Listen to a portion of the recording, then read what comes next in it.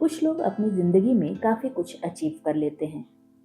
सभी चुनौतियों को आसानी से पार कर लेते हैं। सभी मुश्किलों से बाहर निकल आते हैं। ऐसा लगता है जैसे उनके पास कोई जादू की छड़ी है। जबकि कुछ लोग कितनी भी मेहनत कर ले, उसके बावजूद भी वो वहीं के वहीं रह जाते हैं। ऐसा क्यों होता है? क्या ये सिर्फ भाग्य का खेल है या फिर कुछ ऐसा है जिसे हम समझ नहीं पा रहे? हम सब अपने करियर में, रिलेशनशिप में, अपनी ग्रोथ में हर जगह सक्सेस चाहते हैं। लेकिन वास्तविक सफलता जो हमें अंदर से सुकून दे, वो सिर्फ बाहर की दुनिया से नहीं मिलती। वो शुरू होती है हमारे अंदर से। आपके हाथ में एक रोड मैप है, ऐसा नक्शा जो आपको सिर्फ ये नहीं बताता कि क्या करना है, बल्कि ये भी बताता है कि कैसे सोचना है, कैसे डिसीजंस लेने हैं और कैसे खुद को बदलना है। यही मैप है ये किताब, जिसका नाम है the 7 habits of highly effective people, जिसके लेखक हैं स्टीफन आर कोवे। ये किताब कोई मैजिक ट्रिक या शॉर्टकट नहीं बताती, बल्कि ये आपको वो आदतें सिखाती है जो गहरी हैं, जो इंसान के कैरेक्टर को टच करती हैं। यही आदतें आपकी सोच को बदल देती है, और जब सोच बदलती है तो आपके एक्शंस भी बदल जाते हैं, और जब एक्शंस बदलते हैं तब रिजल्ट खुद ब खुद बदल जाता है। तो अगर आप भी चाहते हैं क्लैरिटी, कॉन्फिडेंस और एक ऐसा माइंडसेट जो बड़े से बड़े तूफान में भी आपको स्थिर बनाए रखे, तो चलिए शुरू करते हैं ऑडियो बुक समरी की एक नई जर्नी, जिसमें हम अनकवर करेंगे the 7 habits of highly effective people book के 7 पावरफुल हैबिट्स को, जो न सिर्फ इफेक्टिव बनाते हैं बल्कि आपको एक बेटर ह्यूमन भी बनाते हैं। Habit 1, be proactive. आपकी जिंदगी आपके डिसीजंस का रिजल्ट है या आपकी परिस्थितियों का। यानी आज आपका जो जीवन है वो आपकी परिस्थितियों से ज़्यादा प्रभावित है या आपके द्वारा लिए गए कुछ खास निर्णयों से प्रभावित है। हम में से बहुत से लोग ये मानते हैं कि जो हमारे साथ हो रहा है, चाहे वो ऑफिस की पॉलिटिक्स हो, फैमिली या फिर फाइनेंस रिलेटेड प्रॉब्लम्स हो, ये सब हमारी ज़िंदगी को कंट्रोल कर रहे हैं। लेकिन अगर आप खुद अपने रिएक्शंस को कंट्रोल कर सकें, अगर आप खुद चुन सकें कि किस सिचुएशन में आपको कैसा फील करना है, कैसा बिहेव करना है, यही है पहला हैबिट, बी प्रोएक्टिव। प्रोएक्टिव होने का मतलब ये नहीं कि हर वक्त बिजी रहें। प्रोएक्टिव होने का मतलब है अपने एक्शंस और रिएक्शन की रिस्पॉन्सिबिलिटी लेना। जब कुछ गलत होता है तो हम अक्सर बोलते हैं, क्या करूं, मेरी किस्मत ही खराब है, मेरे साथ ऐसा ही होता है, मेरे हालात ऐसे ही हैं, मैं क्या कर सकता हूं। लेकिन ये सब बातें एक रिएक्टिव इंसान की पहचान है। रिएक्टिव लोग अपने इमोशंस को, अपने मूड को बाहर की दुनिया के हिसाब से चलने देते हैं। मौसम खराब है तो मूड खराब, किसी ने कुछ कह दिया तो पूरा दिन बर्बाद। लेकिन प्रोएक्टिव लोग अपनी पावर खुद के अंदर ढूंढते हैं। मैं बदल सकता हूँ, मैं सिलेक्ट कर सकता हूँ, मैं खुद का क्रिएटर हूँ। ये एटीट्यूड होता है प्रोएक्टिव लोगों का। प्रोएक्टिव होने का मतलब है स्टिमुलस और रिस्पॉन्स के बीच के स्पेस को पहचानना। उस स्पेस में ही आपकी फ्रीडम है, आपकी ग्रोथ है, आपकी पावर है। अगर किसी ने इंसल्ट कर दी तो एक रिएक्टिव इंसान तुरंत गुस्से से बौखला जाएगा। लेकिन एक प्रोएक्टिव इंसान पॉज करेगा, सोचेगा और एक ऐसा रिएक्शन देगा जो उसकी वैल्यूज के साथ अलाइन हो। जब आप प्रोएक्टिव बनते हैं तो आप विक्टिम नहीं होते। अब आप ब्लेम नहीं करते, आप एक्सक्यूज देना छोड़ देते हैं। आपकी एक नई पहचान डेवलप होती है, एक ऐसा इंसान जो लाइफ को खुद लीड करता है। हालांकि ये आदत इतना आसान भी नहीं है, क्योंकि इसके लिए आपको खुद को फेस करना पड़ता है, अपनी सोच को चैलेंज करना पड़ता है। लेकिन हाँ, यही हैबिट बाकी 6 आदतों की नींव होती है। आप एक छोटे स्टेप से शुरुआत कर सकते हैं, और वो है अपनी लैंग्वेज को बदलना। मैं कुछ नहीं कर सकता की जगह बोलिए, मैं ट्राई करूँगा। मेरे पास वक्त नहीं है की जगह बोलिए, ये मेरी प्रायोरिटी नहीं है। क्योंकि जब आप प्रोएक्टिव बनते हैं तो आप सिर्फ स्थितियों में बदलाव नहीं करते, बल्कि आप खुद को भी बदलते हैं। और जब इंसान खुद को बदलता है तो पूरी दुनिया बदलने लगती है। Habit 2, begin with the and in mind. आप कल्पना कीजिए कि आप अपने ही फ्यूनरल में खड़े हैं।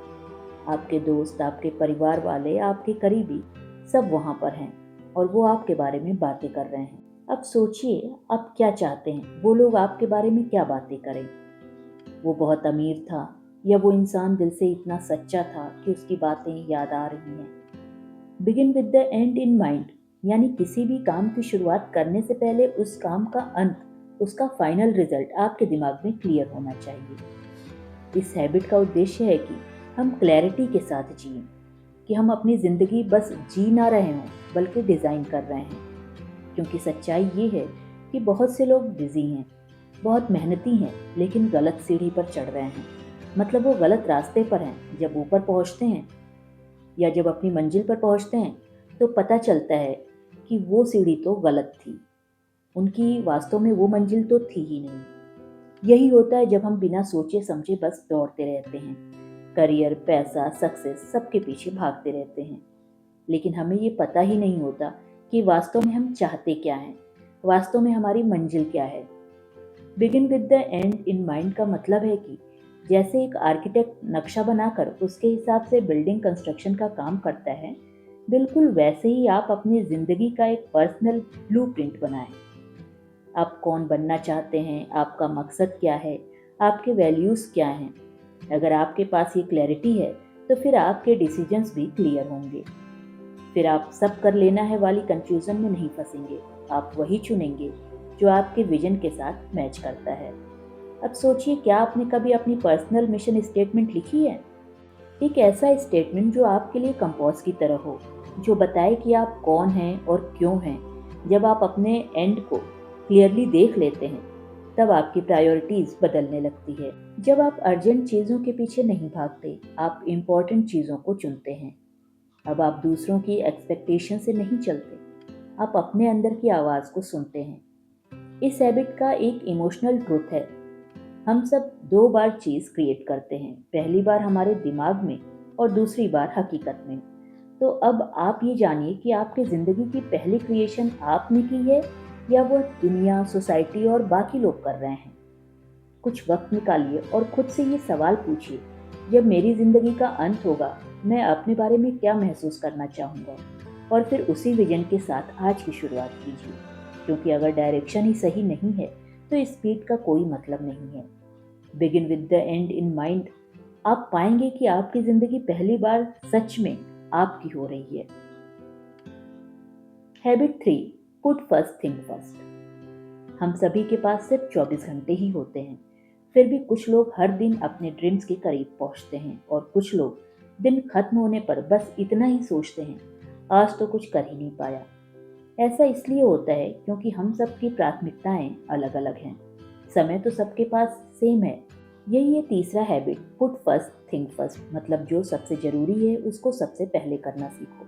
ये सुनकर आपको लग सकता है कि ये तो टाइम मैनेजमेंट की बात है, लेकिन नहीं, ये उससे कहीं अधिक गहराई की बात है। ये हैबिट आपको टाइम को मैनेज करने की नहीं, खुद को मैनेज करने की बात करती है। आपने कभी ऐसा महसूस किया है कि दिन भर आप बिजी थे, लेकिन फिर भी जो सबसे इम्पोर्टेंट काम था वो नहीं हो पाया? वो कॉल जो करनी थी, वो किताब जो पढ़नी थी, वो आइडिया जो लिखना था, सब पेंडिंग रह गया क्योंकि बीच में कोई अर्जेंट काम आ गया। ये हैबिट आपको एक पावरफुल डिस्टिंक्शन सिखाता है। हर अर्जेंट चीज़ इम्पॉर्टेंट नहीं होती और हर इम्पॉर्टेंट चीज़ अर्जेंट नहीं होती। एग्जाम्पल के लिए, एक ईमेल का रिप्लाई देना अर्जेंट हो सकता है, लेकिन अपनी हेल्थ का ध्यान रखना वो इम्पॉर्टेंट है। ज़्यादातर लोग अर्जेंट कामों में उलझकर अपनी ज़िंदगी के सबसे इम्पोर्टेंट गोल को भूल जाते हैं, क्योंकि अर्जेंट काम शोर मचाते हैं लेकिन इम्पोर्टेंट काम चुप रहते हैं। खुद से पूछिए, क्या आप अपनी प्रायोरिटी के हिसाब से जी रहे हैं या दूसरों की एक्सपेक्टेशन के हिसाब से? पुट फर्स्ट थिंग फर्स्ट आपको सिखाता है अपने रोल्स और गोल्स को पहचानिए। हर रोल में आपके रिस्पॉन्सिबिलिटीज़ हैं, हर रोल के लिए कुछ मीनिंगफुल गोल्स होने चाहिए। जब आपके गोल्स क्लियर हो जाते हैं तो आपका हर दिन पर्पसफुल हो जाता है। अब जो चीज़ ज़रूरी है वो है डिसिप्लिन। अर्ली मॉर्निंग उठना, डिस्ट्रैक्शन से बचना, मीनिंगफुल काम करना, ये सब मदहोश करने वाली चीज़ें नहीं हैं, लेकिन यही वो हैबिट्स हैं जो आपकी ज़िंदगी को ट्रांसफॉर्म कर सकती हैं। लेकिन इन हैबिट्स को अपनाने के लिए आपको डिसिप्लिन रखना होगा। पुट फर्स्ट थिंक फर्स्ट का मतलब है अपनी कंफर्ट जोन से बाहर जाना, अपनी विल पावर को डेली डिसीजंस में इस्तेमाल करना, और सबसे ज़रूरी बात, ना कहना सीखना।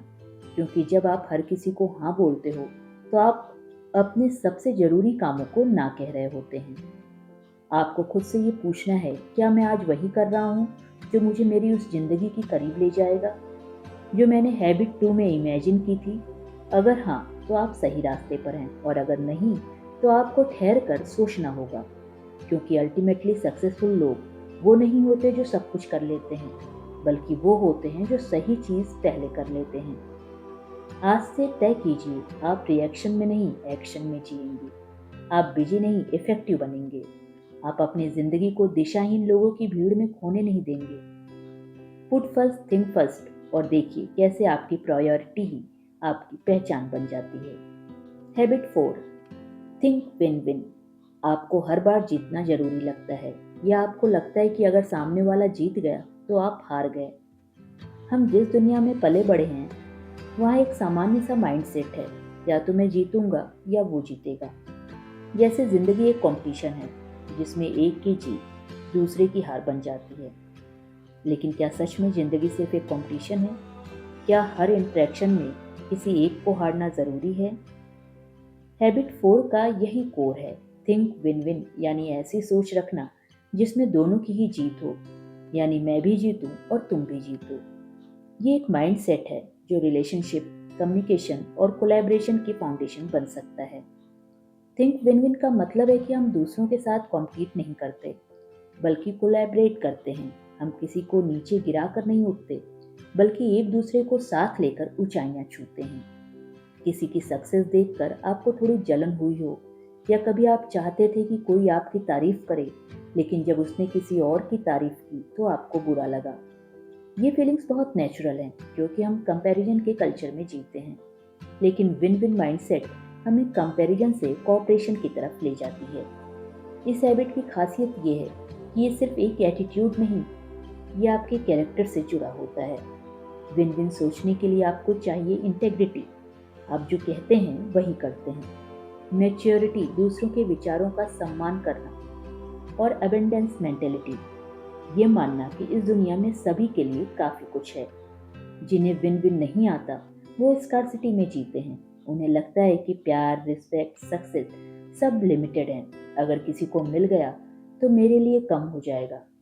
लेकिन जो विन विन सोचते हैं वो जानते हैं कि दूसरों की सक्सेस मेरी सक्सेस को कम नहीं करती, बल्कि हम साथ मिलकर और ज़्यादा हासिल कर सकते हैं, और बड़ा हासिल कर सकते हैं। ये इतना आसान भी नहीं है, क्योंकि कई बार लोग आपको मैनिपुलेट करेंगे, चीट करेंगे। तो क्या हर बार विन विन पॉसिबल है? नहीं। लेकिन ये माइंडसेट हमेशा पॉसिबल है। कभी कभी बेस्ट सोल्यूशन होता है नो डील, यानी अगर कोई सिचुएशन विन विन नहीं बन सकती तो मैं उसमें इंटर ही नहीं करूंगा। इमेजिन कीजिए आपके रिलेशनशिप्स ऐसी हों जहां दोनों पार्टी ग्रो करें, जहां कोई ईगो बैटल ना हो, बल्कि म्यूचुअल रिस्पेक्ट हो, जहां आपकी जीत सामने वाले की हार ना बने। थिंक विन विन सिर्फ बिजनेस या नेगोशिएशन में नहीं, ये पेरेंटिंग, फ्रेंडशिप, लव और खुद से रिश्ते में भी काम करता है। जब आप सेल्फ रिस्पेक्ट के साथ खुद के लिए विन चाहते हैं और सामने वाले के लिए भी विन चाहते हैं, कंपैशन के साथ, तभी आप वास्तव में इफेक्टिव बनते हैं। क्योंकि असली जीत अकेले जीतना नहीं होती, असली जीत तब होती है जब आप सबके साथ जीतते हैं। तो आज से चूज कीजिए, विन लूज या लूज विन नहीं, सिर्फ win win. Habit 5, seek first to understand then to be understood. कभी किसी से बात करते हुए आपने महसूस किया है कि वो सुन तो रहा है लेकिन सच में सुन नहीं रहा है, बस जवाब देने के लिए रुका है, समझने के लिए नहीं? आप खुद से पूछिए, क्या आप भी कभी ऐसा करते हैं? हम इंसान स्वाभाविक तौर पर बोलने की जल्दी में रहते हैं। हम चाहते हैं कि लोग हमें समझें, हमारी फीलिंग समझें, हमारी बात माने, लेकिन हम भूल जाते हैं कि कनेक्शन का पहला स्टेप होता है समझना, सिर्फ बोलना नहीं। यही है पांचवा habit, seek first to understand then to be understood. मतलब अगर आप चाहते हैं कि कोई आपकी बात समझे तो सबसे पहले आप उसकी बात समझिए। जब कोई अपना दर्द, कंफ्यूजन या फ्रस्ट्रेशन लेकर आपके पास आता है तो क्या आप उसे पूरी तरह सुनते हैं या आप तुरंत सलाह देने लगते हैं? बहुत से लोग एडवाइस देने में जल्दी करते हैं, बिना ये जाने कि सामने वाला किस माइंडसेट में है। वास्तव में उसे क्या चाहिए। अगर कोई डॉक्टर आपसे प्रॉब्लम पूछे बिना बस दवा दे दे, तो क्या आप उस पर भरोसा करेंगे? तो फिर रिलेशनशिप में हम ऐसा क्यों करते हैं?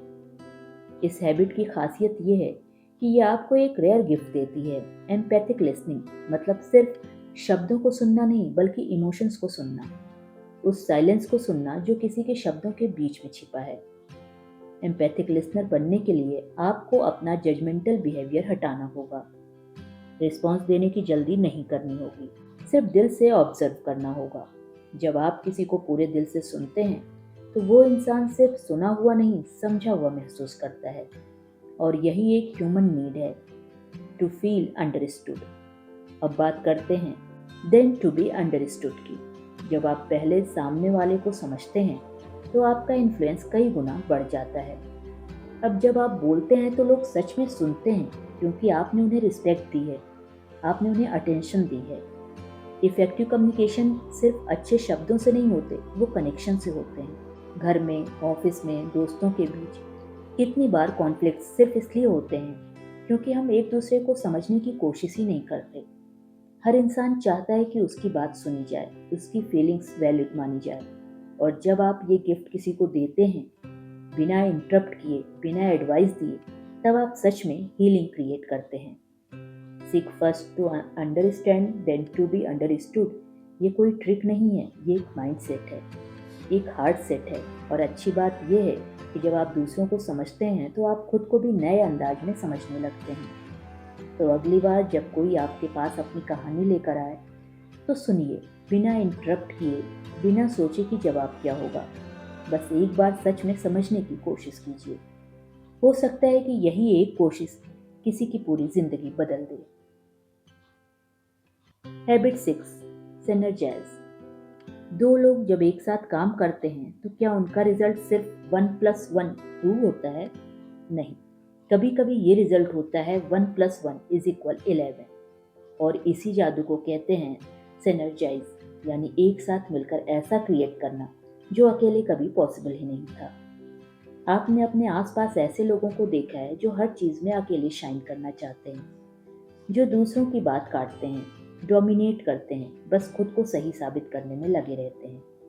और फिर दूसरी तरफ कुछ लोग ऐसे भी होते हैं जो मिलकर सोचते हैं, एक दूसरे की स्ट्रेंथ को अप्रिशिएट करते हैं और जो डिफरेंसेस को सेलिब्रेट करते हैं।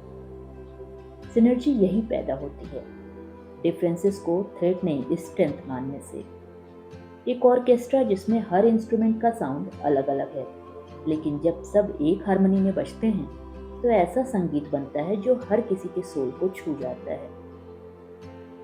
वैसे ही सिनर्जी भी तब होती है जब अलग अलग विचार, एक्सपीरियंसेस और प्रोस्पेक्टिव मिलते हैं, बिना ईगो के टकराए हुए। पर हम में से बहुत से लोग डरते हैं कि कहीं किसी और का आइडिया ज़्यादा अच्छा ना निकल जाए, या कहीं हमें अपनी सोच बदलनी ना पड़े। लेकिन सच्ची सिनर्जी तभी पॉसिबल है जब हम खुद को ओपन करें, जब हम ये मान लें कि मुझे सब कुछ नहीं पता और मैं किसी और से भी कुछ सीख सकता हूँ। सिनर्जी का मतलब कंप्रोमाइज़ नहीं है। कंप्रोमाइज़ में दोनों साइड कुछ होते हैं, लेकिन सिनर्जी में दोनों साइड कुछ नया क्रिएट करते हैं जो इंडिविजुअल कभी मुमकिन नहीं था। अगर हर रिलेशनशिप में, हर टीम में, हर बातचीत में ये माइंडसेट आ जाए कि हम एक दूसरे को डिसएग्री नहीं करेंगे बल्कि जोड़ेंगे, एक मत होंगे, तो क्या होगा? डिसएग्रीमेंट होंगे जरूर, लेकिन वो टकराव डिस्ट्रक्टिव नहीं होगा, बल्कि वो टकराव नए सॉल्यूशंस देगा। क्योंकि जब दो लोग अलग अलग सोचते हैं तो क्लेश हो सकता है, लेकिन अगर रिस्पेक्ट बना रहे तो उस क्लेश से क्रिएटिविटी निकलती है। सिनर्जी की सबसे अच्छी बात यह है कि ये सिर्फ आउटकम नहीं बदलता, ये रिलेशनशिप भी बदल देती है। जब आप किसी की बात ओपन हार्ट से सुनते हैं तो उसके आइडियाज़ को सीरियसली लेते हैं, तो वो इंसान खुद को एम्पावर्ड महसूस करता है और तभी ट्रस्ट पैदा होता है। और यही ट्रस्ट हर ग्रेट कोलैबोरेशन का बेस है। इसलिए अगली बार जब आप किसी टीम में हो या किसी से डिसएग्री हो तो सोचिए, क्या मैं सिर्फ जीतना चाहता हूँ या हम साथ मिलकर कुछ नया क्रिएट करना चाहते हैं? क्योंकि दुनिया को अकेले कॉन्कर नहीं किया जा सकता, पर साथ मिलकर एक ऐसी दुनिया बनाई जा सकती है जहाँ हर व्यक्ति की यूनिकनेस एक एसेट है। Habit 7, sharpen the saw. एक आदमी जंगल में लकड़ी काट रहा है, पसीना पसीना हुआ जा रहा है, लेकिन लकड़ी कट ही नहीं रही है। आप उससे पूछते हैं, भाई आरी को तेज क्यों नहीं करते? और वो थका हुआ आदमी जवाब देता है, समय नहीं है, लकड़ी काटनी है। अब सोचिए, क्या आप भी अपनी जिंदगी में इसी तरह भाग रहे हैं? काम पर काम, रिस्पॉन्सिबिलिटीज की भरमार, डेडलाइंस, प्रेशर, स्ट्रेस, लेकिन रुके बिना, थके बिना, सोचे बिना बस चलते जा रहे हैं। यही है हैबिट 7, शार्पन द सॉ। मतलब खुद को रिचार्ज करना, रिन्यू करना और फिर से तैयार करना। क्योंकि अगर हम खुद को समय समय पर रिन्यू नहीं करेंगे तो धीरे धीरे थक जाएंगे, टूट जाएंगे और फिर वो इंसान नहीं बचेंगे जो हम बनना चाहते हैं। अब समझिए, आरी को तेज करना मतलब क्या है? इसका मतलब है अपने अंदर के 4 डायमेंशंस को नर्चर करना। 1, फिजिकल, आपकी बॉडी, आपकी एनर्जी, आपकी हेल्थ। आप पर्याप्त नींद ले रहे हैं, आप हेल्दी खाना खा रहे हैं, आप रोज चल रहे हैं, हिल रहे हैं, जी रहे हैं। नंबर 2, मेंटल, आपका माइंड, आप रोज कुछ नया सीखते हैं, पढ़ते हैं या सोशल मीडिया को स्क्रॉल करते करते ही अपनी अटेंशन खो रहे हैं। नंबर 3, इमोशनल, सोशल, आपकी फीलिंग्स, आपके रिलेशनशिप, आप अपने रिश्तों को समय दे रहे हैं, आप खुद से कनेक्टेड फील करते हैं या बस दूसरों को खुश रखने की दौड़ में लगे हैं। नंबर 4, स्पिरिचुअल, आपकी सोल, आपका पर्पस, आप उस क्यों को याद रख रहे हैं जो आपको मॉर्निंग में उठने की वजह देता है। शार्पन द सॉ सर्वाइवल है, क्योंकि अगर आप खुद को नरिश नहीं करते तो आप दूसरों को भी कुछ नहीं दे पाएंगे। खुद से पूछिए, आपने आखिरी बार कब खुद के लिए कुछ किया था? कोई किताब पढ़ी हो, कोई वॉक ली हो, किसी के साथ दिल से बात की हो, या बस खुद से जुड़ गए हों। हमेशा याद रखिए, सेल्फ केयर सेल्फिश नहीं होता, ये सबसे बड़ा इन्वेस्टमेंट होता है जो आप खुद में करते हैं। इस हैबिट का जादू तब शुरू होता है जब आप रियलाइज करते हैं कि आपकी सबसे बड़ी एसेट आप खुद हैं। और अगर आप खुद को समय नहीं देते तो धीरे धीरे आपकी प्रोडक्टिविटी, आपकी क्रिएटिविटी, आपकी ह्यूमैनिटी, सब कुछ डल हो जाता है। शार्पन द सॉ का मतलब है पॉज करना, रिफ्लेक्ट करना और फिर से एनर्जी के साथ उठ खड़े होना। तो चाहे वो अर्ली मॉर्निंग की एक पीसफुल साइलेंस हो, या किसी पसंदीदा किताब के कुछ पन्ने, या अपने गोल को फिर से रिमाइंड करना, हर छोटा स्टेप आपको फिर से तेज करता है। क्योंकि तेज आरी कम एफर्ट में ज़्यादा काटती है और एक तेज इंसान कम स्ट्रेस में ज़्यादा अचीव करता है। तो आज ये कमिटमेंट कीजिए कि आप हर दिन, हर हफ्ते, हर महीने अपने अंदर की आरी को तेज करेंगे, ताकि आप न सिर्फ कामयाब बने बल्कि सफल और सच्चे इंसान भी बने रहें। शार्पन द सॉ और खुद को वो इंसान बनाइए जिसे देखकर आप खुद गर्व कर सकें। तो the 7 habits of highly effective people book की समरी में हमने जाना कि दुनिया को कैसे बदला जाए। इस किताब ने हमें सिखाया कि खुद को कैसे बदला जाए, अंदर से, गहराई से और सच्चाई से। क्योंकि असली प्रभावशाली लोग वो नहीं होते जो सिर्फ बोलते हैं, बल्कि वो होते हैं जो जिम्मेदारी लेते हैं, जो अपने प्रिंसिपल्स के साथ खड़े रहते हैं, जो सुनना जानते हैं, समझना जानते हैं और फिर एक्ट करते हैं, वाइजली, कॉन्शियसली और इंटेंशनली। हर हैबिट एक नया आईना है जहां हम अपनी कमजोरी से नहीं डरते बल्कि उन्हें पहचान कर ग्रो करते हैं। बी प्रोएक्टिव ने हमें सिखाया कि हालातों का रोना नहीं है, इनिशिएटिव लीजिए, रिस्पॉन्स चुनिए। Begin with the and in mind ने हमें एहसास दिलाया कि एक दिन सब खत्म होगा, तो क्यों ना आज वही जिए जो वाकई में इम्पोर्टेंट है। पुट फर्स्ट थिंक फर्स्ट ने सिखाया कि बिजी होना ही प्रोडक्टिव होना नहीं है, बल्कि सही चीज़ों को सही समय देना ही असली सफलता है। थिंक विन विन ने बताया कि हमारे रिश्ते जीरो सम गेम नहीं है, हम सब साथ में जीत सकते हैं। सीक फर्स्ट टू अंडरस्टैंड शायद सबसे जरूरी लेसन था, क्योंकि इस दुनिया को समझने से पहले हमें एक दूसरे को समझना होगा। सिनर्जाइज ने कोलैबोरेशन का जादू दिखाया, जहां डिफरेंस डिवाइसिव नहीं बल्कि क्रिएटिव हो सकते हैं। शार्पन द सॉ ने हमें याद दिलाया कि जो भागता है वो थकता है, जो रुक रुक कर खुद को रिन्यू करता है वही लंबी दौड़ का असली विजेता बनता है। अब ये आपको डिसाइड करना है कि आप इन 7 हैबिट्स को अपनाएंगे या नहीं। वैसे अगर आप इस दुनिया में एक मीनिंगफुल इफेक्ट छोड़ना चाहते हैं तो ये आदतें आपके लिए ही हैं।